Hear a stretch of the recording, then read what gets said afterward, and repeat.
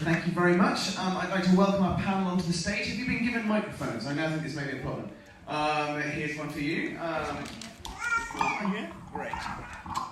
So if we could all just come up and join us, I'll introduce you guys. We have here, if we're all going to come and sit here.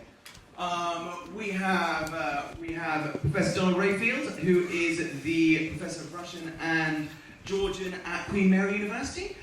But also a renowned expert on Georgian history and literature, author of Age of Empires, the recent book which chronicles all of Georgian history, really, which is something of an achievement, and indeed the history of Georgian literature.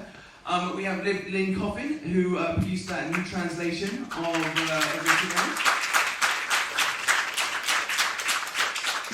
Nani Kachichua, who made this Impressions of Rustaveli, specially edited for us this evening. And Akamo Cheladze, who I think it's fair to say is probably Georgia's leading literary talent of the last 25 years, and who has written many a film script, who's inspired many a new Georgian movie, and whose trip to Karabakh perhaps prefigures the latest wave of really good Georgian films. So we're delighted to have him. But perhaps we could start with you, Nanuka. So we were discussing before how the show Rustaveli's epic has never been made into a film. You've had these impressions of Rustaveli. Perhaps you can tell us about why you think it evades cinematic capture. I think it's the inner world of the poem is beyond static painting and the cinematic representation. And this was my attempt to kind of catch the essence of the spiritual part of the impression of Night in the Panther's Skin. So it was just an attempt. Do you think that perhaps the place that the poem holds in the Georgian national canon, its centrality, and also its length and breadth, sort of make it more difficult for an attempt to really commit it to film in such a way, perhaps an HBO miniseries or something would be... Definitely not. I would hate to see like a Hollywood version of it. Okay, so Lynn, we were hearing Diana Quick reading your latest translation. What is it that made you want to do a new translation of Rustaveli, and what is it about the previous translations that are so different from what you've been trying to achieve? Well, I wanted to do a translation of Rustaveli the first time that I was introduced to it. I didn't know whether there were previous translations or not. I was introduced to it by Giejo Padza, and he told me when we did our anthology of Georgian poetry that we needed to begin with Rustaveli. I'd never heard of him, and he said he's a 12th century monk. And I thought, oh dear, I thought it would be terribly boring and horrible. And then I started reading, and I tried very hard with my poor limited Georgian to read the original, and then I had native speakers speaking it, and I had a Bitskaretti prepared for me by Dodona Kaziria, who was just fabulous. And for me, it was the story. It was absolutely the story. So people were talking about Neoplatonic thought and religious thought, and that's all and romance, prototypes and everything. But for me, this is an incredible story. I think it would make a great movie. A great movie. Fantastic. And what is it specifically about the Shairi form? Can you explain a little bit about that, about how Rustaveli used this Persian poetic technique in Georgian and what that means, and what you've tried to do? So I started translating the story, and then I spoke with Dodona, and she told me about Shairi. It's 16-syllable lines, and it rhymes A, B, B, B, B, all the way through. And she told me about high Shairi and low Shairi. I won't get into it. But I thought, obviously, so we had this wonderful, wonderful story with very strong women and very strong, compelling men. So you have a cast of at least 4 principal people, maybe 5. And he must have wanted this, the sound is so beautiful, and the rhyme is so beautiful, and it's so poetic, and the previous translations didn't seem to me to capture the poetry of it. So I expressed the wish that someday, the life dream that I would translate this, and I was fortunate that Nato Alashvili said, okay, do it, and I'll give you an advance, and we'll publish this, and I'll do it. And she's made a beautiful book out of it, so I'm really grateful to her. Fantastic. It is a very beautiful book. Perhaps, Rachel, you can pass your microphone. Oh, you've got one, okay. Mic shortage, do excuse us. Just going back quickly to, before we go on, I know you want to talk about Colour of Pomegranates and some various other things, but just before we get onto that, you're a Georgian expert on Georgian literature, you translated much yourself. Is there something about The Night in the Panther Skin which just makes it more difficult? I mean, I know that the translations into Russian, for instance, were a hugely important political thing which Stalin personally took charge of back in the 30s and 40s. Perhaps a film was just too sensitive. Well, as Lynn said, it's the... how's the switch on? Oh. As Lynn said, the problem is the shairi. English doesn't... It's not easy to rhyme A in English. It's easier in Persian. It's reasonably easy in Georgian. And even so, Cartveli sometimes takes some interpretation because he gets himself into a twist. And it's said that the only translation that's been successful is one I can't read. It's in Finnish. And simply because Finnish has the same principle of a limited number of syllables at the end, but they can recur very, very frequently. The Russian translations, yes, the best one is probably by a Georgian, Nutsubidze, and he described how he did it. He almost lost his life over that translation. Well, this is what great inspiration for a translator. He was in prison, and he was told that if he didn't finish it to Stalin's satisfaction in a year, he would go back, and that would be the end of him. And he wrote that he was in between a madhouse and a prison. And Stalin actually quite liked it. He liked it so much, he wrote some of the lines himself, replaced them with his own, which he thought was superior. But they're still superior to all the English versions before Lynn. There's a prose version by Marjorie Wardrop, beginning of the 20th century, which is good because Marjorie Wardrop was a very romantic lady. She had some good Georgian sources, she knew Georgian well, and as a prose, it's probably as good as you could do. But attempts at verse have been so awful, so embarrassing, that I personally concluded it's one of those things that's untranslatable into English. But I've been wrong before. I used to think that about the Russian novel in verse by Pushkin, Eugene Onegin, which Nabokov proved it was untranslatable by translating it himself so badly and making fun of everyone else who'd done it before that everyone abandoned it.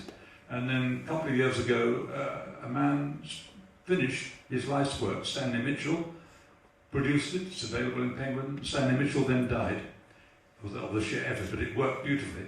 So I hope Lynn has had the same exhausting effect on you.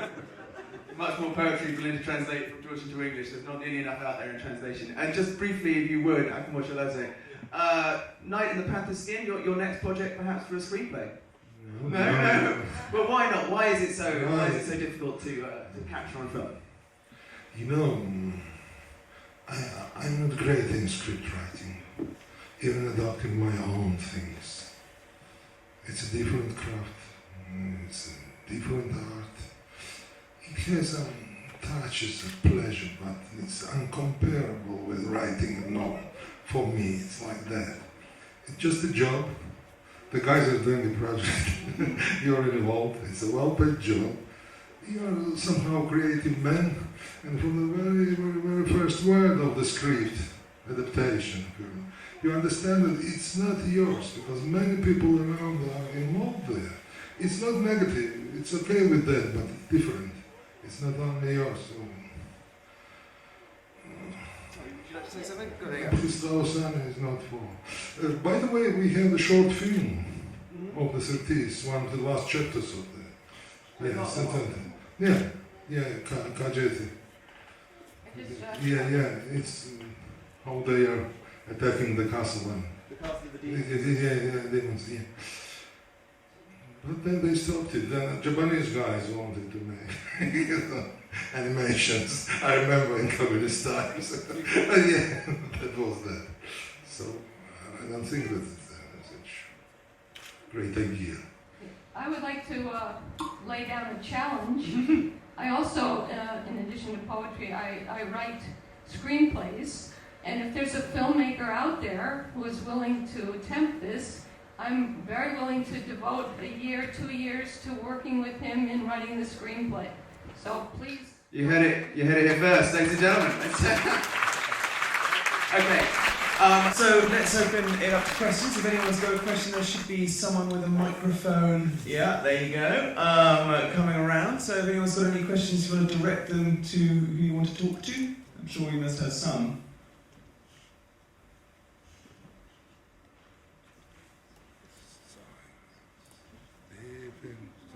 No? Ladies and gents? Defining silence. Definitely science, absolutely. Well, okay, we have a question up here. Do you feel you're here in London and there's a film festival about Georgian films? Do you think this is a good neutral place, or is this a especially welcoming place for Georgians? And I'm Russian. There's an Armenian here. Obviously, this is kind of an audience that is united through this film and common history. But do you feel London is a good place to promote Georgian culture? Is this for anybody who wants to? Not for me, I'm not strong in that. Well, you live in London, don't you? Yeah, I live in London. I understand that London is traditionally a well-excited city and maybe most intercultural city in the world. So it's okay, I think. It's okay. Same crowd in the street and the people here too. No difference. Yeah, Lynn? I could say that London is welcome not only to Georgians, but it's been very welcoming to Americans, so that's a plus for me. Yeah, question over here. I mean, I think we can probably hear you if you just speak loudly. The basic perception of Shota Rustaveli's poem is like the greatest poem, one of the greatest poems, for Georgians especially. This is our pride. However, it's also a liability because this poem shaped Georgian identity in a very sort of ugly way because of these very idealistic images which we would like to pursue in our modern life. I would like all of you, the panel members, to explore about this topic, how Shota Rustaveli's poem dated in 12th century shaped modern Georgians' identity, whether it's liability or it's an asset. Well, perhaps, Nanika, how has Shota Rustaveli's work shaped modern identity, and has this been beneficial to Georgia, or perhaps hindered some other aspects? Yes, definitely, and it's an undead poem, and it's really to me about love and religion, and so it's never gonna end. And is that a good thing or is that a bad I thing? think it's a good thing, of course, and it's always going to be contemporary as well. But isn't perhaps there, what should I say? I didn't hear what you said. She said that it's a good thing that these things continue. But perhaps, again, to any of the rest of the panel, perhaps there is these shining stars of Georgian literature and tradition, Cartveli, Zaja Travelas, etc.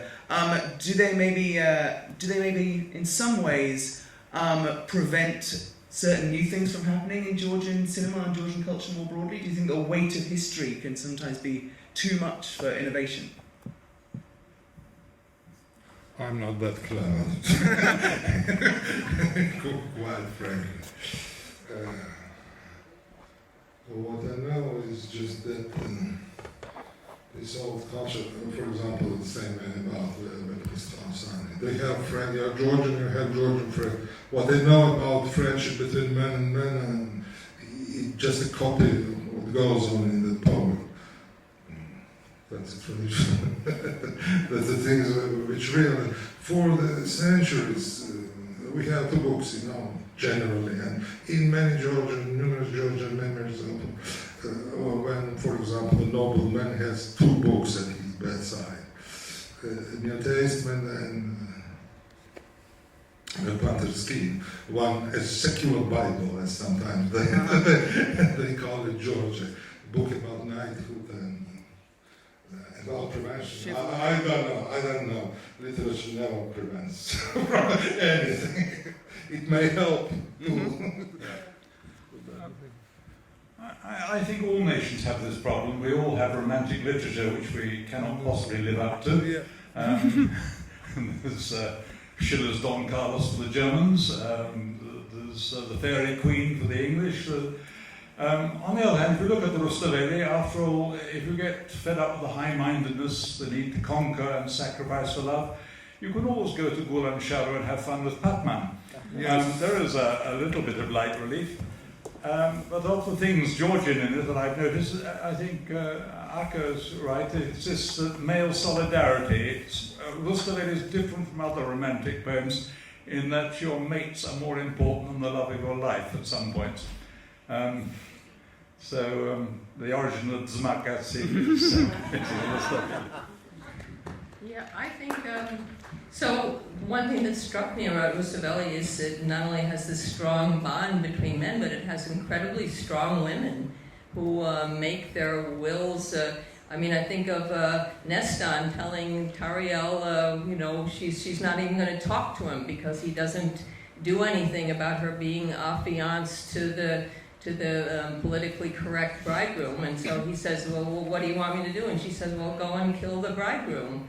And he says, okay, should I take a bunch of men? She says, no, you go by yourself. We don't want to kill anybody more than is necessary.